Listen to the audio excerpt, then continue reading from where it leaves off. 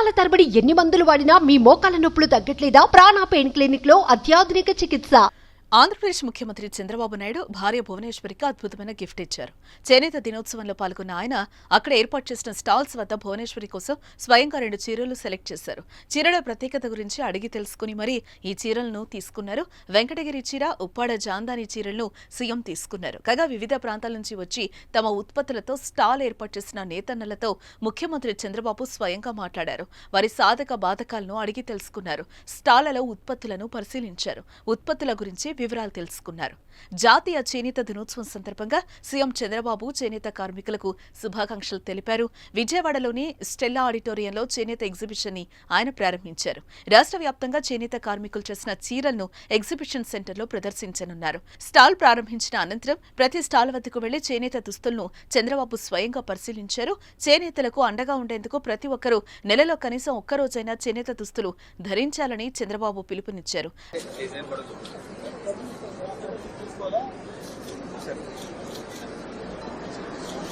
Okay, taxi ఇది okay, good. ఇది ఎవరిది? ఏ షాప్ ఇది? మాధవరమా?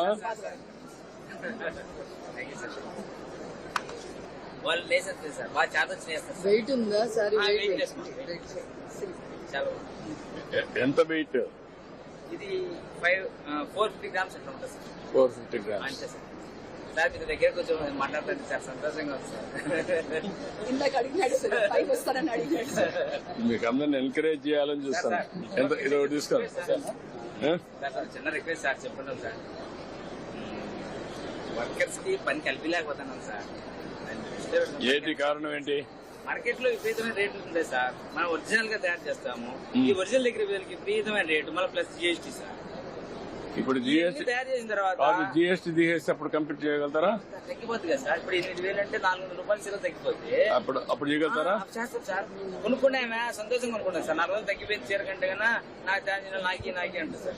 మన సంఘంలోకి వచ్చిన తర్వాత వాళ్ళు మన సంఘంలో చూసి మన చీర ఎక్కువ అయిపోయింది నాకు బేరం అడుగుతారు సార్. నాకు తగ్గి ఇంకా తగ్గి జిఎస్టీ తగ్గించేస్తాను, పట్టుకో తీసుకోండి.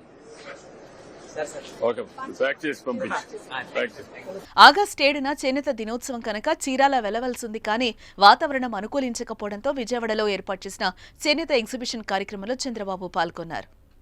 నేను ఒకటే రాష్ట్రంలో ఉండే ప్రతి ఒక్కరిని కోరుతున్నా, కనీసం నెలకొక్క రోజైనా సరే మనం అందరం కూడా చేనేత వస్త్రాలు ధరించాలి, ఒక ఆదర్శంగా ఉండాలి.